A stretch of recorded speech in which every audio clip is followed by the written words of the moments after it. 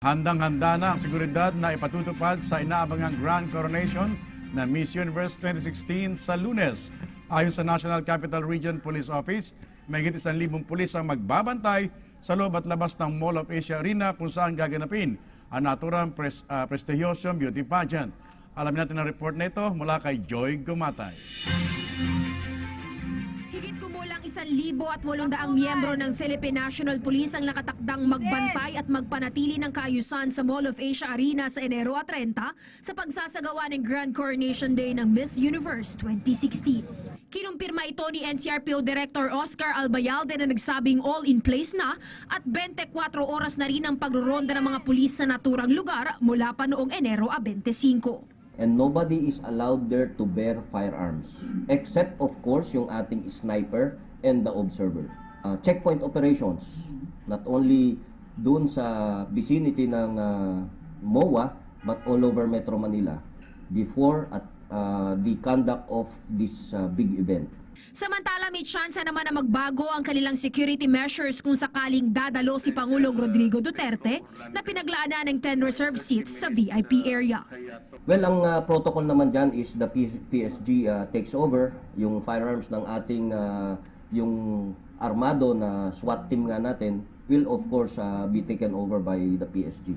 Kampante naman ang direktor na sasapat ang kanilang puwersa panseguridad para panatilihin ang kaligtasan ng mga kandidata, gayon rin ang 15,000 pageant fanatics na personal na manonood ng Grand Coronation.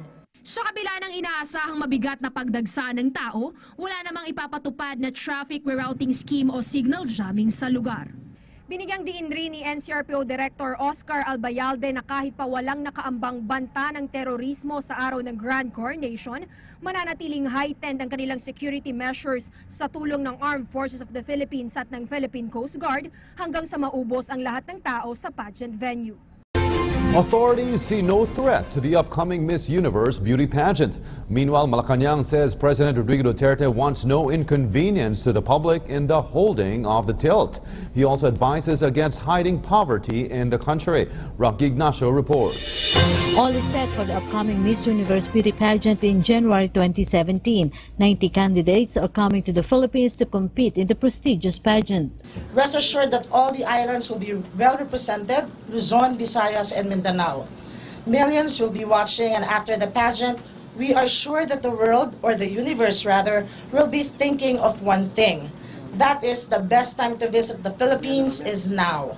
So keep your seatbelts on. The Miss Universe spectacle begins on January 13 until January 30. Security measures are in place according to authorities. The ILG Undersecretary Emily Padilla said that the holding of the pageants is not under threat. Considering the pageant's global attraction, the DILG PNP will prevent any untoward incident to happen before, during, or close to and after the pageant. We cannot afford any lapses in security. Our enforcement agencies will make sure that there will be a safe and successful holding of the Miss Universe. We need it not just to further boost our tourism industry, as we expect a big number of foreign tourists, including international media, to come to town. Meantime, President Rodrigo Duterte ordered authorities to implement measures to avoid inconvenience to the public in the duration of the pageant. He also wants the visitors to see the real beauty of the Philippines. As of now po, wala pa po tayong plano na may mga streets na i-close dahil ayaw po ng ating presidente na madi-disrupt yung daily routine ng ating mga kababayan. Can I just add something to that? Because when we presented it to President Duterte, that's the first thing he said. Walang isasaradong kalsada, walang itatago na tao.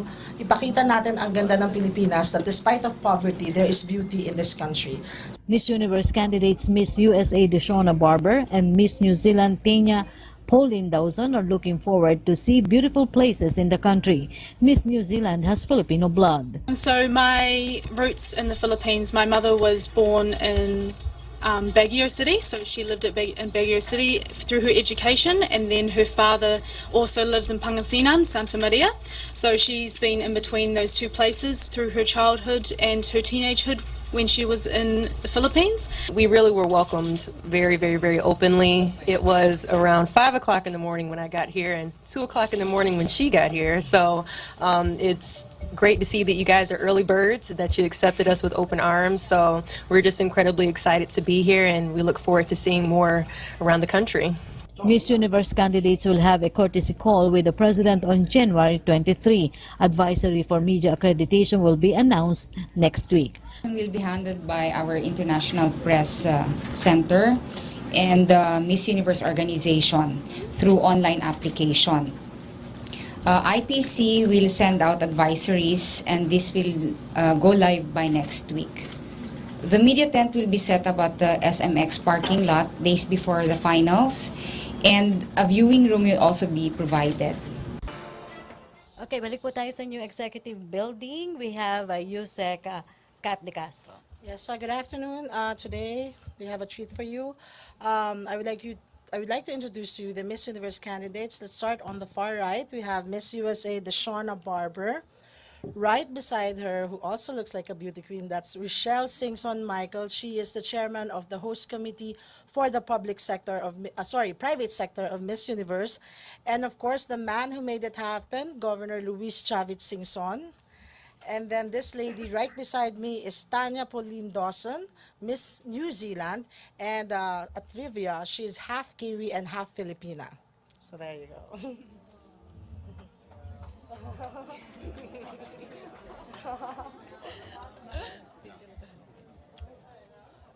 Sorry, Singson? Gov, you may want to say something. Okay, you guys can ask questions now if you want. Okay, question. Raymond Tinasa, do you have any question for the governor or for the candidates? Yeah, good afternoon, ladies and sir. Perhaps to the two lovely ladies.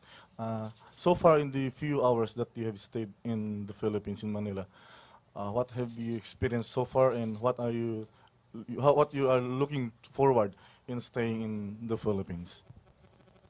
Well, the first thing that we noticed when we hopped off the plane was the warm welcome that the Filipino people had for us. It's amazing to hop off a plane and have so many people at the airport ready to see us, and that love was really what made this trip amazing. And we're really looking forward to what's ahead. We're going to Palawan, we're going to Cebu, we are going to swim with whale sharks. I'm really excited, so I'm really looking forward to all the experiences that we're going to have while we're here. I think Tanya covered a lot of what I was going to say. No, but we really were welcomed very, very, very openly. It was around 5 o'clock in the morning when I got here and 2 o'clock in the morning when she got here. So it's great to see that you guys are early birds, that you accepted us with open arms. So we're just incredibly excited to be here, and we look forward to seeing more around the country. A specific question to Ms. Tanya. Have you traced so far where in the Philippines your roots are? And also, what are the traits of a Filipina or Filipina your mother have taught you so far? So my roots in the Philippines, my mother was born in Baguio City, so she lived in Baguio City through her education, and then her father also lives in Pangasinan, Santa Maria, so she's been in between those two places through her childhood and her teenagehood when she was in the Philippines. And so that is where my family are residing at the moment. So I have a lot of family in Baguio at the moment. My family are the Palabes. So if anyone knows the Palabe, chances are that they're related to me. So that's my roots here. This is not my first time being here either. So this is my third time being in the Philippines. So I have gone back to those roots and met those people and had a good time with them. Thank you, Kabayan. Kay Governor Chavez, apo naimbagal daw. So far, can we say that we are 100% ready to the Miss Universe? Yes. Matagal na namin pinaghandaan. Long time before election pa, matagal pa election, nagne-negotiate na kami noon. So, and we hired lahat puro professionals to handle it. Thank you, sir. Questions? Malacanang press corps? Members of the Malacanang. Okay, Ian, do you have any question? Pia. No. I think Isabel Canto. Here, microphone. So a question for the girls. I was wondering, have you met Pia Wurzbach, and like, has she given you any word of advice or anything like that? Are you looking forward to meeting her perhaps? So Miss Universe Pia is actually my roommate, and she has been my roommate for 6 months now. And I'm very sad that she's giving up her crown in January. I'm gonna miss knocking on her door every morning to bother her. But no, she's an amazing person. I am so incredibly excited to know her personally. And I think she's just been a wonderful Miss Universe up to this point, and she really represents what the Miss Universe organization stands for, being confidently beautiful, being humble, and she's the reason why the Miss Universe pageant will be here in January, so she's a wonderful person. I haven't yet met her, but I'm so excited to be meeting her. Hopefully in this experience while we're here over the next few days that I'll get a chance to meet her. But from what I've heard, she's an amazing person. From what I've seen, she's an amazing person, and she really has embodied what it means to be a Miss Universe. Okay, thank you. Press corps, no more questions. Okay, thank you, ladies. Good luck. Thank you, Governor Singson. Thank you, Ms. Kat De Castro. Thank you, Malacanang Press Corps.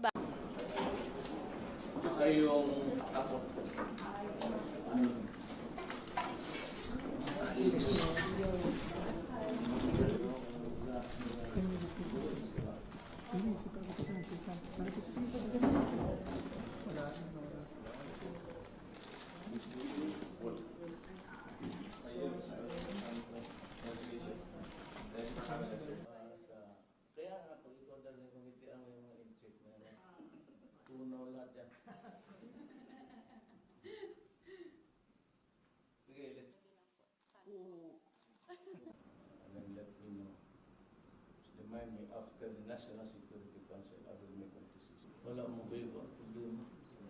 Tuwa naman po sa kaya. Tuwa mo na rin. Katuwares daw. Tuwas na kaya mo. Tumakas daw. Nagwapag yun yung kaya. Gusto nila ng taon din ako.